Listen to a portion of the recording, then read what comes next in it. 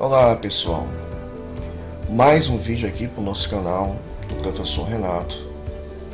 Nesse vídeo nós iremos trabalhar os conjuntos numéricos. Os conjuntos numéricos têm como elementos os números. Esses números vão aparecendo ao longo da história matemática conforme uma situação problema.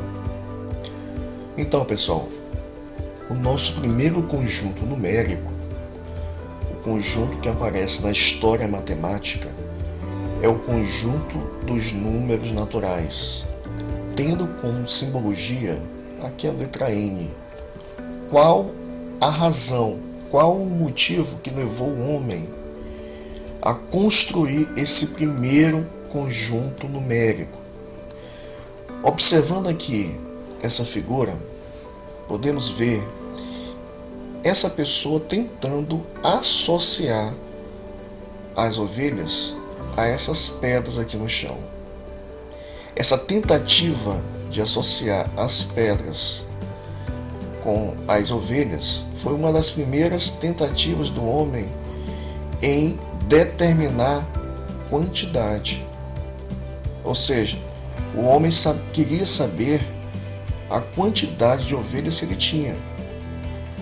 Nessa situação problema, para o surgimento do conjunto, apareceu a contagem. Então a contagem foi um fator importantíssimo para que pudesse surgir o conjunto dos números naturais. Esse conjunto dos números naturais tem como formação o 0, o 1, 2, 3, 4, 5, ou seja, todos esses números que são inteiros, a partir do número 0. Essa é a formação do primeiro conjunto numérico, o conjunto dos números naturais. O nosso segundo conjunto numérico é o conjunto dos números inteiros, aqui representado pela letra Z. O que leva o homem a construir esse segundo conjunto numérico? Imagina aqui essa figura. Nessa figura nós temos aqui uma espécie de comércio. Imagina uma pessoa da época antiga, levando aí um valor de 100 unidades de moeda. Em um determinado dia, essa mesma pessoa vai a um comércio e resolve comprar de produto 40 unidades de moeda, o que vai resultar de troco 60. E esse 60, ele é um elemento do conjunto dos números naturais. 60 é um valor inteiro e pertence aos naturais. Em uma segunda situação, essa mesma pessoa, levando novamente os mesmos 100 de unidade, resolve gastar dessa vez 80. Nesse gasto sobra 20. E esse 20, que é o troco da pessoa, também pertence aos naturais. Na terceira situação, a pessoa gasta em produtos exatamente o que tem. Então tem como resultado desse gasto 0. Só que 0 também é um elemento natural. Agora imagina a pessoa, de tanto ir a esse mesmo comércio, ficar amigo do comerciante, amigo do dono do estabelecimento. De uma tal forma que, numa quarta situação, ele não tenha disponível os mesmos 100 reais. Ainda assim, pela rotina de ir ao mesmo comércio, ele criou um vínculo de amizade com o dono do comércio, ao ponto de um determinado momento, levando apenas 70 unidades de moeda e precisando consumir 100 unidades da mesma moeda, esses 70 menos 100, ele não é parte do conjunto dos números naturais. Porém, ele acaba surgindo no começo com uma novidade, né? 70 menos 100 não faz parte de N, mas faz parte dentro de um ambiente de comércio. Daí, um dos fatores que leva o homem a precisar construir o próximo conjunto numérico. Ou seja, a necessidade do homem representar um valor negativo. Nessa tentativa, surge então o conjunto Z. O conjunto Z, ele possui todos os elementos que fazem parte do N, né? Com o acréscimo da parte negativa. Se o N tinha todos esses inteiros aqui, só que positivo, o Z acrescentou os mesmos inteiros, só que negativo. E aí ficou configurado que essa parte negativa ficaria à esquerda do zero. E agora nós temos a seguinte situação: o conjunto dos números naturais, que foi o primeiro conjunto numérico que surgiu, ele é subconjunto de Z, ou seja, ele está dentro de Z, né? Ou o N está contido em Z. Dando sequência aqui aos conjuntos numéricos, surge então o conjunto dos números racionais, tendo como simbologia a letra Q. A letra Q vai representar exatamente esse conjunto dos números racionais. Esse conjunto surge com a necessidade do homem em representar um valor não inteiro. Exatamente aqui como nos lembra um relógio, um despertador.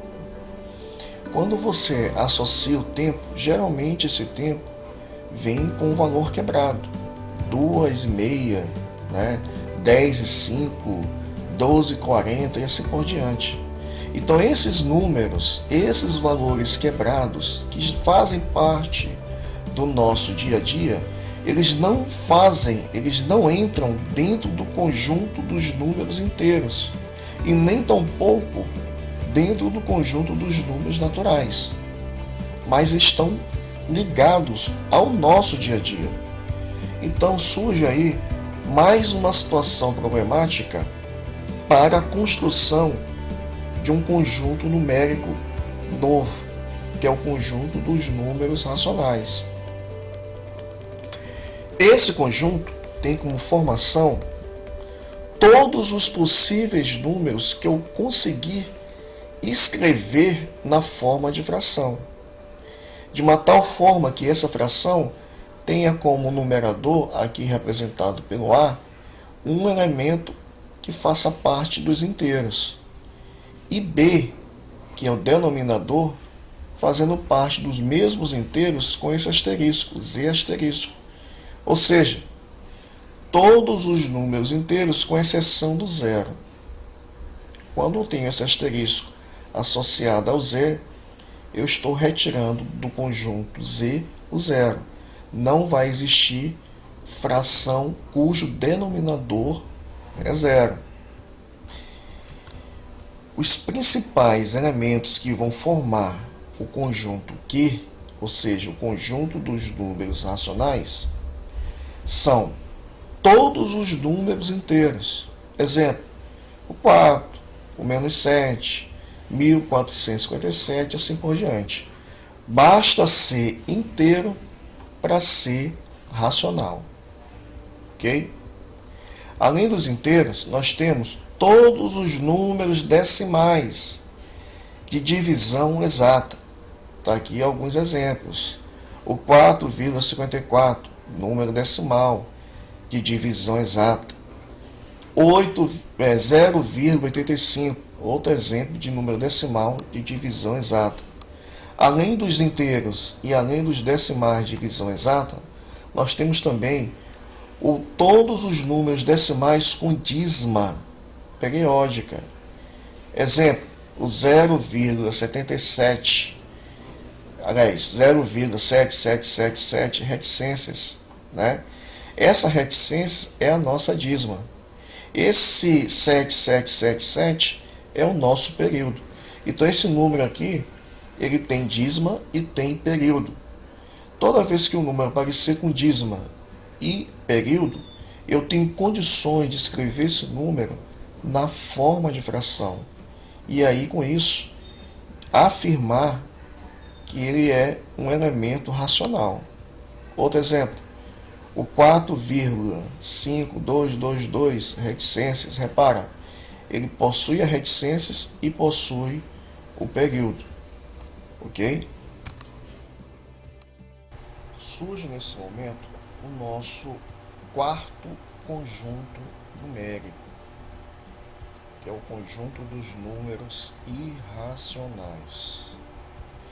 Vou imaginar aqui uma situação, a seguinte situação, uma circunferência, né? Nessa circunferência, vamos traçar aqui o seu diâmetro. Esse diâmetro eu vou chamar de D. Imagina fazer um corte aqui na circunferência e esticar as duas pontas dessa circunferência. Essa medida nós chamamos de comprimento da circunferência. Ao dividir o comprimento da circunferência com o diâmetro, surge um valor constante chamado de π, número π. Então o número π é obtido pela divisão entre o comprimento da circunferência pelo diâmetro da circunferência. Esse valor é um valor que possui infinitas casas de decimais, ou seja, quando você pega o comprimento e divide pelo diâmetro, aparece um número como esse, que possui reticências, né, simbolizando a nossa dízima.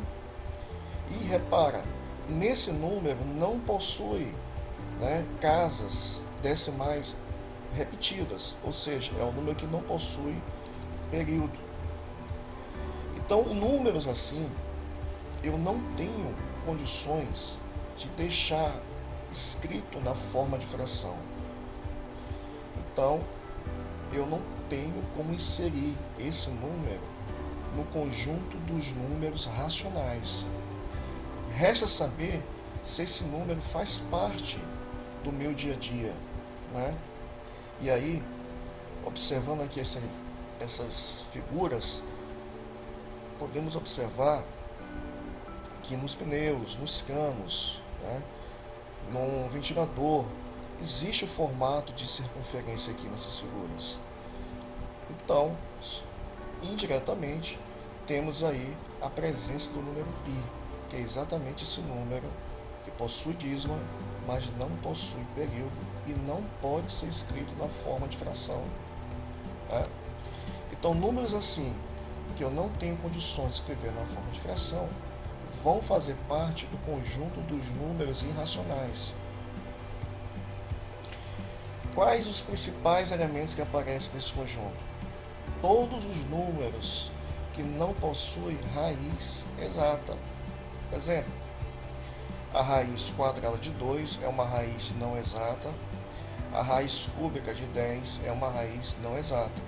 Então esses números aqui são exemplos de números irracionais. Um outro grupo de exemplos de números irracionais são os números decimais com dízima e sem período, que é exatamente a configuração do número π que podemos observar aqui. Ele possui a dízima, mas não possui período. Então temos aqui como exemplo o π, né, e o 4,754381 reticências, né, número com a dízima, porém sem período. Esses números são chamados números irracionais. Olá pessoal, para finalizar esse vídeo, vamos agora conhecer o conjunto dos números reais. Ele tem como indicação essa letra R aqui. Tentar conceituar esse conjunto requer fazer um retrospecto dos conjuntos já estudados.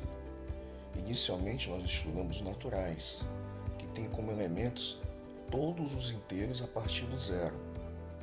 Após os naturais, aparece o conjunto dos números inteiros.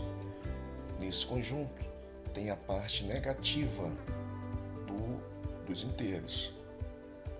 E após os inteiros surgem então os racionais, que tem como finalidade acrescentar valor não inteiro. E após os racionais surgem os irracionais. Fazendo aqui a lembrança, os racionais aqui representados na letra Q, eles são elementos que podem ser escritos na forma de fração. Os irracionais não podem ser escritos na forma de fração. Daí então os dois conjuntos estarem separados. Vem então o surgimento do conjunto dos números reais, que tem como finalidade reunir todos esses elementos em um só conjunto. Podemos então conceituar que o conjunto dos números reais nada mais é do que a união dos racionais com os irracionais. Vamos fazer agora, pessoal, uma pequena atividade só para reforçar os conceitos adquiridos ao longo desse vídeo. Vamos considerar aqui o conjunto A com os seguintes elementos: o -1, o 0, o 4, o 11 sobre 2 e a raiz quadrada de 37. Vamos tentar colocar esses elementos de A nos seus respectivos lugares aqui, distribuídos nos conjuntos numéricos. Por exemplo, quais os elementos de A que podem ocupar o espaço aqui do conjunto dos naturais? O 0 e o 4. O 0 e o 4 são elementos de A que podem fazer parte dos naturais por serem valores inteiros a partir do zero. Quais os elementos que podem fazer parte do Z que já não estão fazendo parte dos naturais? O -1. O -1, por ser um valor negativo, ele faz parte do Z, porém não poderá fazer parte dos naturais. Quais os elementos que estão lá no conjunto A que ainda podem fazer parte do conjunto Q dos racionais e que não estão nem nos naturais e nem nos inteiros? Seria quem?